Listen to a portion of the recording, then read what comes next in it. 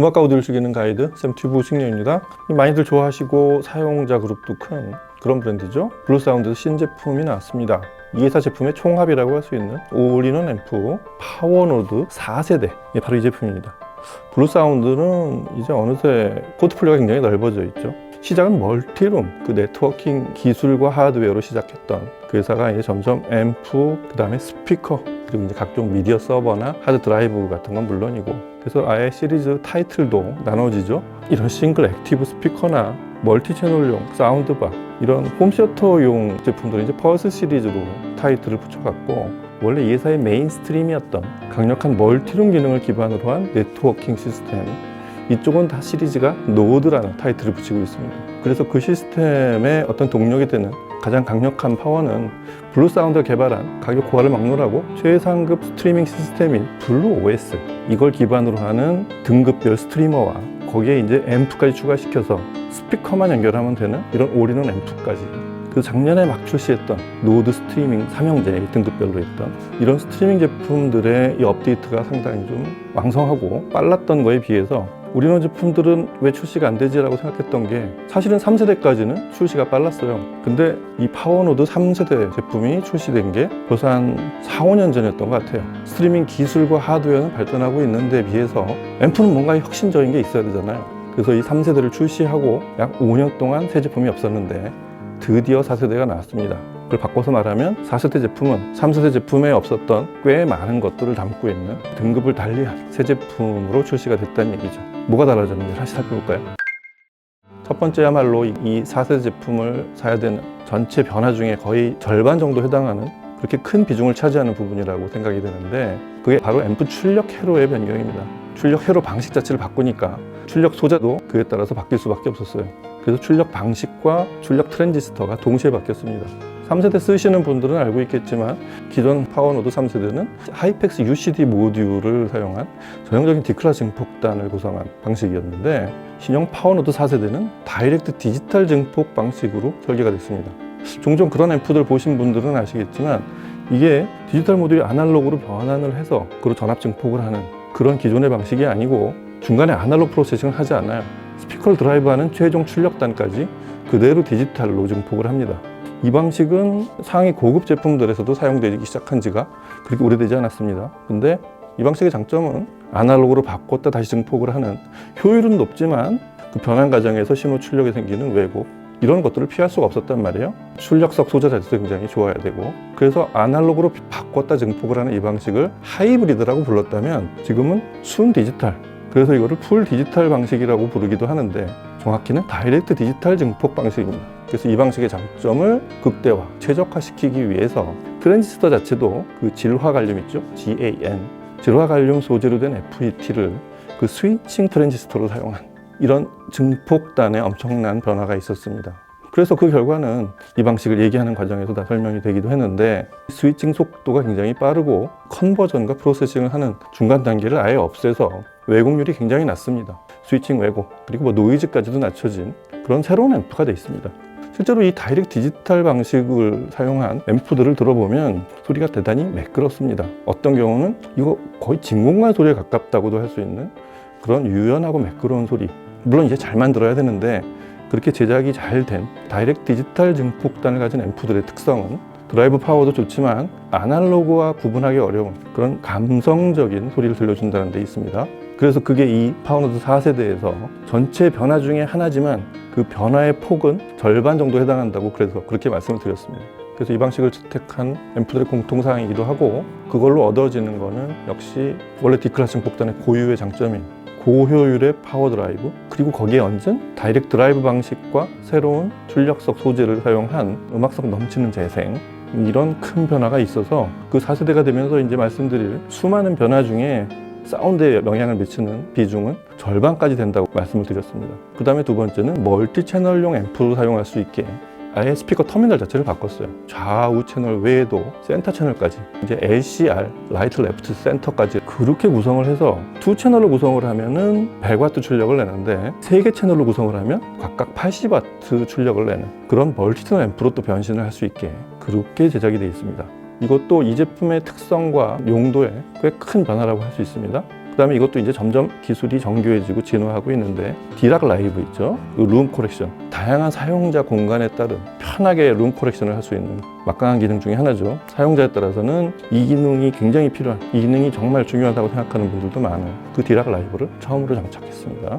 그 다음은 이 앰프가 여러 용도로 변신을 할 수 있게 하는 대표적인 그런 특성 중에 하나인데, 이 제품은 올인원 메인 앰프로도 렉이나 이런 데 두고서 넓은 거실에 사용할 수도 있지만 책상에 놓고 쓸 수도 있는 그런 사이즈를 하고 있다는 점에서 그런 특성을 살려서, 그리고 사운드의 품질이 높아지면서 책상에 놓고 썼을 때 가장 큰 그런 비중을 강화시킨 헤드폰 앰프의 성능을 끌어올렸죠. THX AAA, 이게 이 헤드폰 앰프 기술이자 이 방식의 이름인데, 그 THX AAA 헤드폰 앰프를 장착하면서 인터페이스도 확장시켰습니다. 그래서 헤드폰 출력 단자도 6.3mm로 크게 확장이 되어 있고요. 물론 젠더를 써서 3.5mm를 쓸 수 있는데 3.5mm 단자로 출력하는 것과 6.3mm 단자로 출력하는 것은 기본적으로 이어폰과 헤드폰의 그 반경 자체가 다릅니다. 좀 더 좋은 헤드폰을 사용할 수 있게 그렇게 확장이 된 새로운 헤드폰 출력이라고 할 수 있고요. 그 다음에 인터페이스도 그런 식으로 확장이 되어 있어요. 새로 추가된 게 좌우 RCA. 기존 3세대 버전에서 아날로그 입력은 3.5mm 싱글 입력, 그게 전부였는데 4세대 버전에서는 일반 아날로그 2채널 입력, 좌우 RCA 언밸런스 입력을 받을 수 있게 그런 RCA 단자가 마련이 되어 있고요. 그리고 USB-C 입력이 추가됐습니다.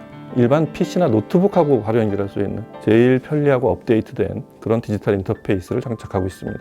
그리고 또 중요한 거 하나, 어떤 분들한테는 이게 앞에 설명한 다른 것들보다 더 중요할 수도 있는데, 블루투스가 대폭 향상됐어요. 기존 3세대도 블루투스가 꽤 막강했죠. 그 디코딩 방식이 aptX HD까지 지원이 됐었는데 4세대는 aptX의 어댑티브 버전까지 지원이 됩니다. 그리고 블루투스 디바이스는 5.2 등급으로 업그레이드가 됐고요. 이 aptX 어댑티브 방식은 기존 HD하고 가장 큰 차이점이 가변 비트레이트와 샘플링 레이트를 지원한다는 데 있습니다.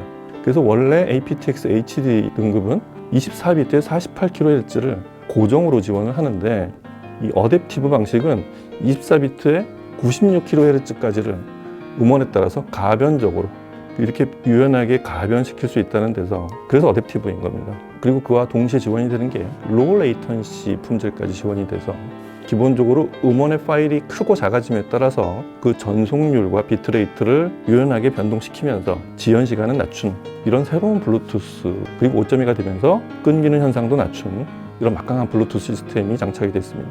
블루사운드 제품을 이 회사 타이틀처럼 블루투스를 주로 쓰시는 분들이 은근히 많더라고요. 그분들한테는 또 앰프의 변화와 더불어서 블루투스 소리가 또 새롭게 들리는 그런 새로운 제품이 될 거라고 생각이 됩니다.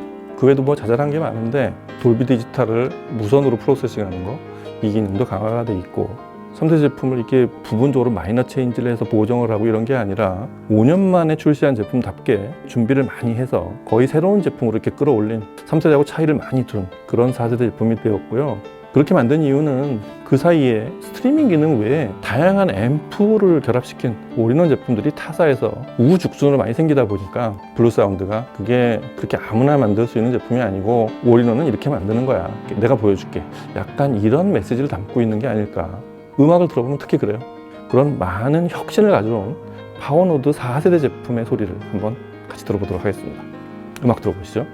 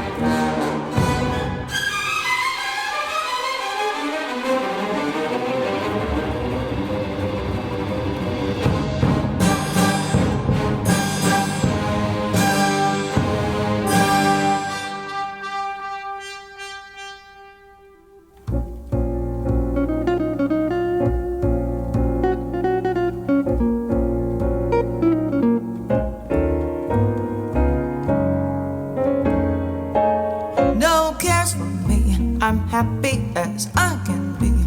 I've learned to love and to live, devil may care. No cares or woes, whatever comes later goes. That's how I'll take and I'll give, devil may care. But when the day is through, I suffer no regrets. I know that he who frets loses the night. For only a fool thinks he can't hold back the dawn. He who is wise never tries to revise what's past and gone. Live love today, let it come tomorrow with me. Don't even stop for a sigh, it doesn't help if you cry. That's how I live and I'll die, devil may care.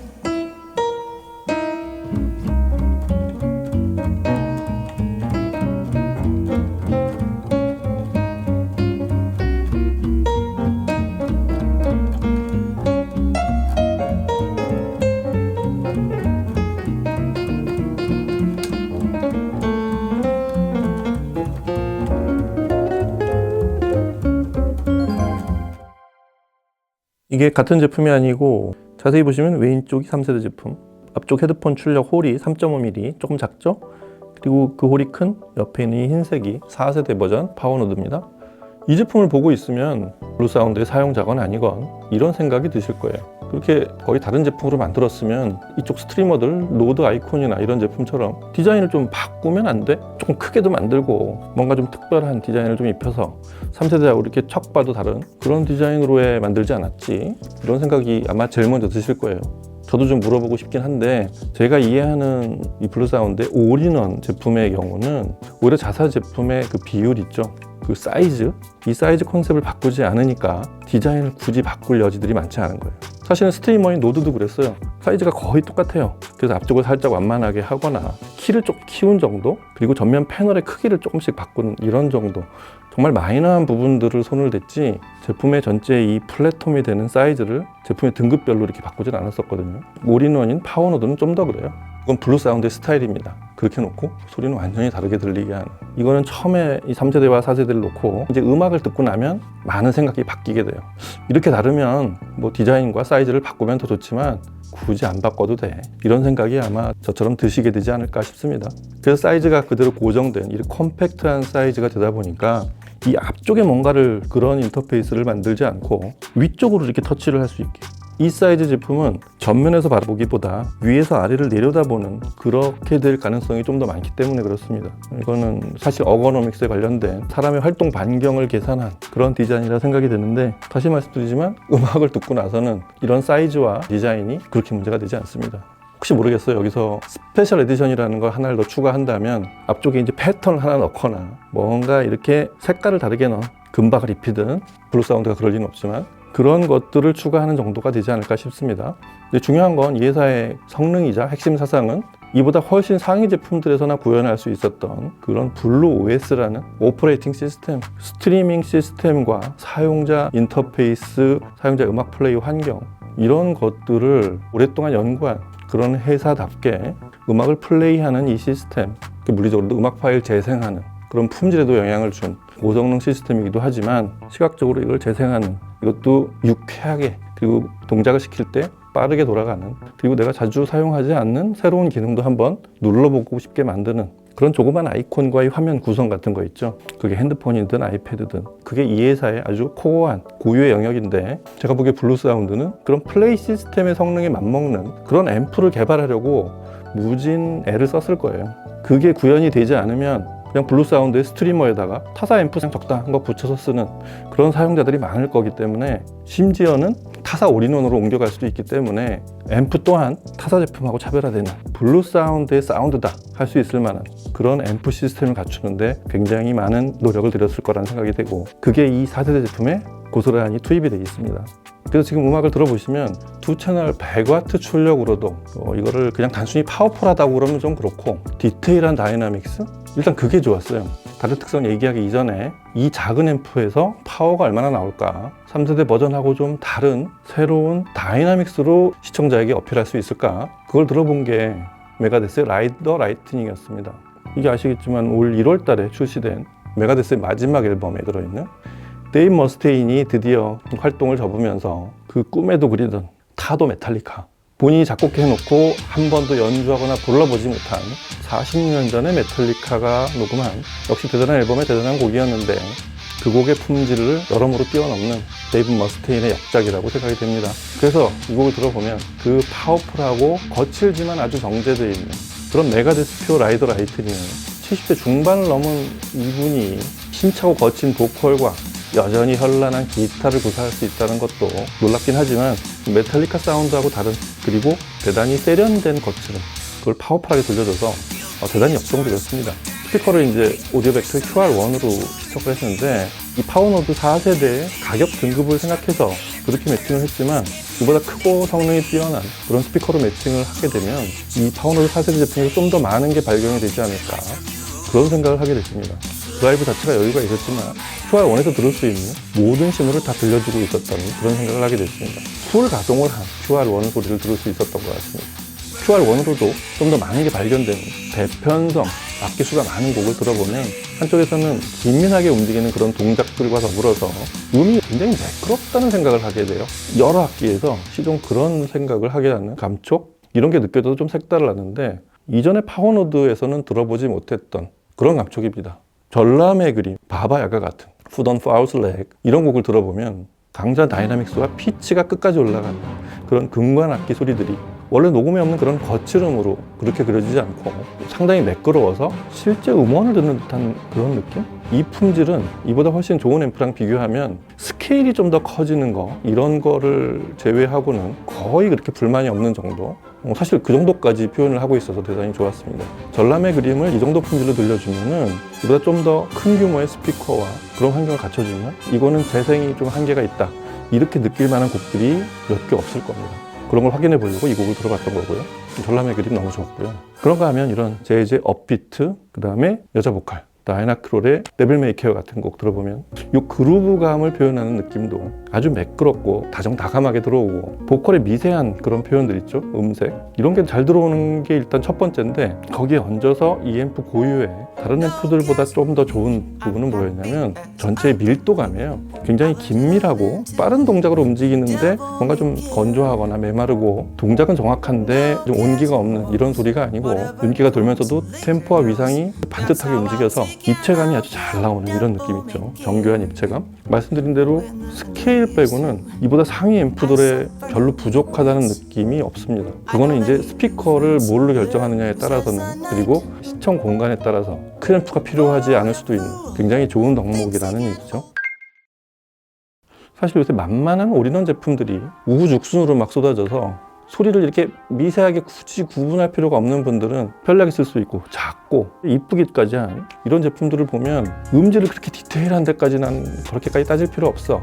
이랬다가도 이런 파워노드 4세대 제품을 들어보면 이런 생각이 드실 거예요. 아, 그 음악은 원래 이렇게까지 들려야 되는구나. 블루사운드는 자사의 앰프를 만들면서 스트리밍 시스템에 맞먹는 그런 등급의 드라이브를 자사의 앰프에 얹으려고 했다고, 그런 것 같다고 말씀을 드렸잖아요. 이 파워노드 4세대가 드디어 그 등급까지 달성을 한 것 같아요. 스트리밍 시스템을 자사 소리에 맞는 그런 앰프까지 붙여서 원바디로 소리를 낼 수 있게 잘 만들었다, 이 정도였는데 이 파워노드 4세대는 그런 얘기를 좀 뛰어넘습니다. 정확함을 넘어서 품이 있고 이런 소리를 들려주는 앰프다라는 그런 생각을 하시게 될 겁니다.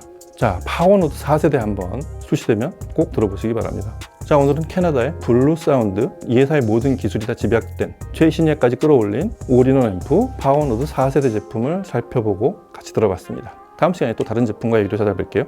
감사합니다.